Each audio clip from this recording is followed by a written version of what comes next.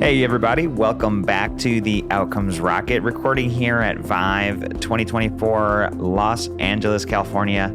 Today I have the privilege of having Sri Velamoor on the podcast. He is the President and Chief Operating Officer for Corporate Strategy at NextGen Healthcare. Sri, thanks for joining me.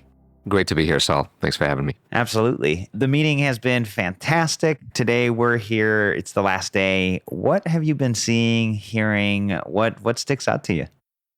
Yeah, it's been an interesting couple of days here meeting with folks and just walking around the halls here the last 2.5 days.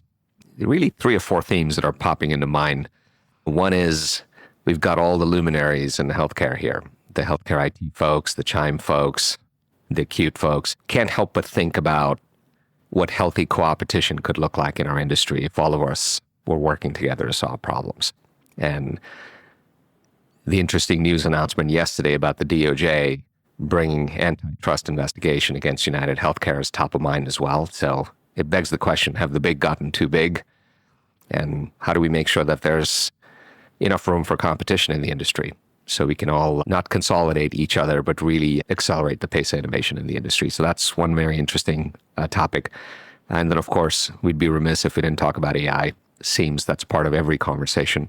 Definitely. And it's a little bit of an interesting, certainly we're in the hype cycle with AI right now, but we have implemented now clinical documentation with our providers with over 3,000 folks across different specialties. And there's some very interesting lessons we're learning about how physicians use it and what kind of real world challenges there are once you start to bring AI into the marketplace. So that's another thing that's been top of mind for me. I'm just curious about what others are seeing here in the industry as well. And then, of course, we've been talking about putting the patient at the center of care for a long time. A lot of the conversations here seem to have come around full circle to recognizing that importance and thinking about how to stitch together patient journeys across different aspects of the healthcare ecosystem. So some interesting themes, at least. Yeah, I definitely agree. And so let's unpack some of those. On the first one regarding United, what are your thoughts there? What do you think was the catalyst that finally got the conversation started there? Because they've been acquiring a lot of different large, adjacent, vertically, horizontally, like just everything that they could. So what do you think it was that finally got the conversation going on that? I mean, anytime you get large enough where you're north of almost $25-30 billion as a company, you're going to get a bullseye from the industry folks looking at you. But I'd say more recently, certainly an awareness that when the insurance companies actually own the providers themselves, and the insurance companies also own the pharmacy benefit managers, and the pharmacy benefit managers are very tightly coupled with the providers, it begs the question on whether you're serving the interests of the patients when all those parties are aligned on one side of the table. And it seems the government's taking a look at that, saying, we don't have an issue with horizontal and vertical consolidation, but it can't happen at the expense of the patients or at the expense of cost, which seems to continue to rise in healthcare and hasn't come down. So they are not the first, or rather they are the first, but I'm sure they're not the last in terms of who's going to attract this kind of scrutiny from the government. Yeah, no, that's a good call. And then there's the technology, basically a lot of the things that are happening here at Vive, the discussions around AI, machine learning. How do we advance care delivery with the use of technology? You brought up AI and the use of notes. And so talk to us about what you guys are doing on that front. Yeah, NextGen Healthcare has been very deliberate about how we're deploying AI in our environment. We certainly recognize the disruptive potential of this technology, but we also want to be very careful about how this tool gets put in the hands of doctors and patients. There are obviously privacy concerns and security concerns with making the data available for these models to work on, and that there's appropriate consent and data storage guidelines and all that. So that's certainly one part of the puzzle.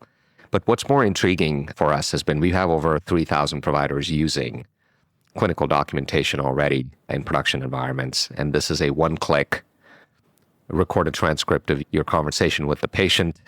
In seconds, it turns it into a SOAP note.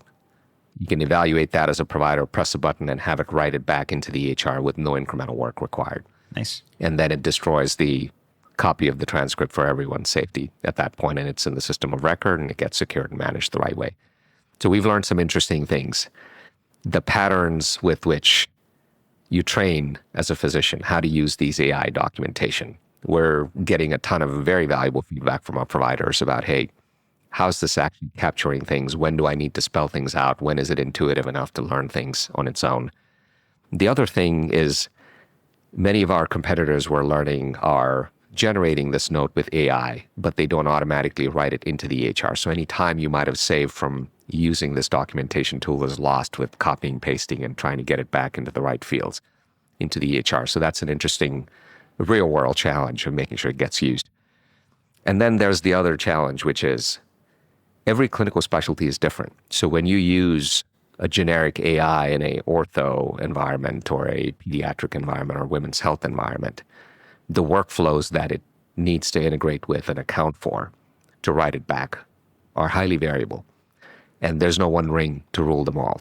So as an AI company, you have to be very thoughtful about working with that last mile delivery issue and make sure that providers understand how this will integrate into the workflows, what's getting left out, what's getting added that may be extraneous, and doing a lot of that clinical change management with physicians and nurses on the ground that are actually using this technology to make sure that this truly meets their needs. So some fascinating kind of execution questions there. Yeah. So is it meeting the needs today?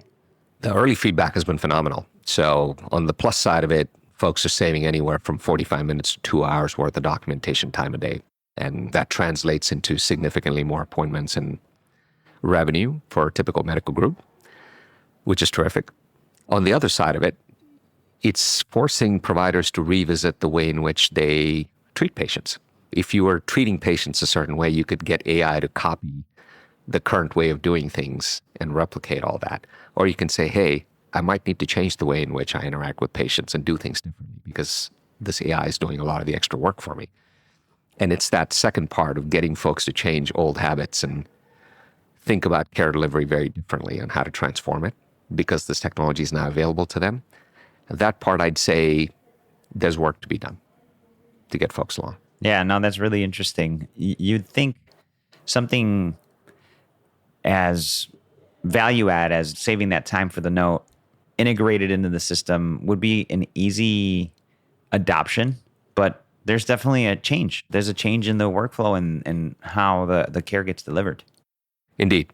And they say innovation happens at the speed of culture and change management. And this is very much true when it comes to AI. Lots of hype about the potential, but I think unless we get the folks on the ground to truly appreciate how their lives will be different and get them comfortable, the speed at which even obvious things like these get used, it's going to slow down. Yeah, great call. Anything that you guys are working on beyond the AI assist for notes that you wanted to share today? Yeah, this is just the first step. If you think about AI not just as artificial intelligence, but truly augmented intelligence as hey, here's a co-pilot for someone on the ground taking care of patients. What are all the ways in which this entity can assist you? Taking notes is the easiest and the most obvious place. We're looking at providing assistance on selecting the right codes, for instance, as a next step. Another thing we're in the process of doing is intelligent and intuitive navigation.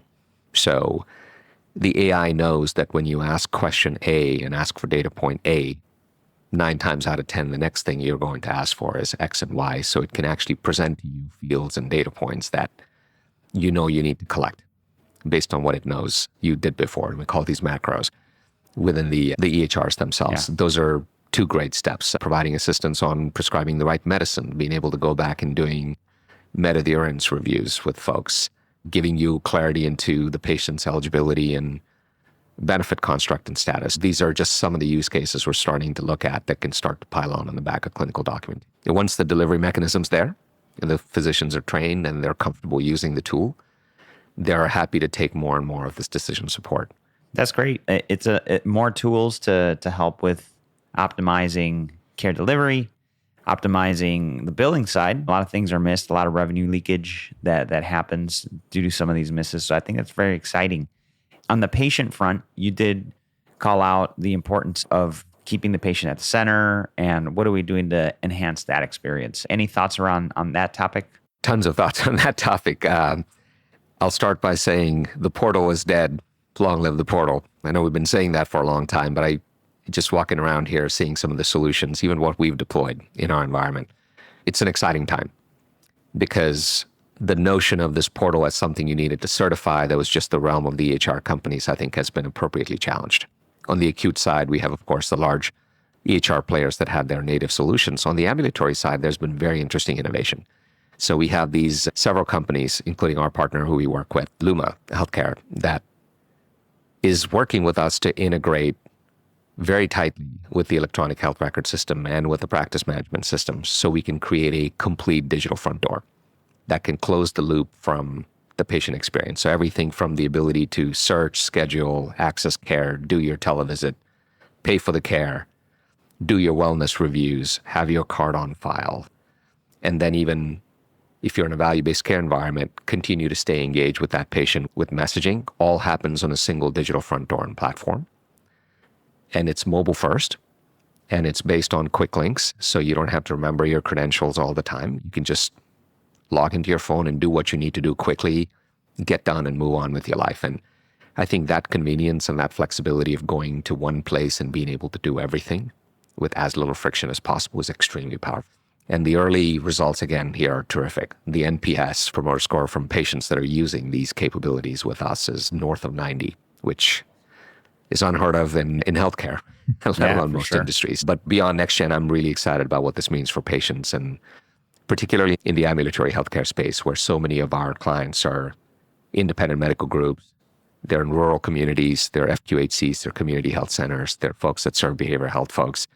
Having tools like these is incredibly valuable to make sure that patients get the care that they deserve. Yeah, it's fantastic. Well, Sri, lots of great things happening. Always appreciate your insights on the podcast. What closing thought do you want to leave our listeners today with? There are over 10,000 companies in the healthcare technology space, and we're spending north of $40 billion of invested capital in our industry year over year to try and transform our sector. There's room for that investment to be significantly smarter if so many of our colleagues over here and friends on the show floor here can start to work together more effectively. So there have been some terrific conversations about how we can be better at co-opetition, which I think needs to be the theme for the next 2 or 3 years between many of these parties. There's plenty of impact to go around. I think if we work together, we can actually start to solve some real challenges here. So that's exciting. Totally agree. Great call to action there, and something for all of us to think about, that co-opetition. Let's keep it top of mind, everyone. And Sri, just want to thank you for being on the podcast today. My pleasure. Thanks for having me, Saul.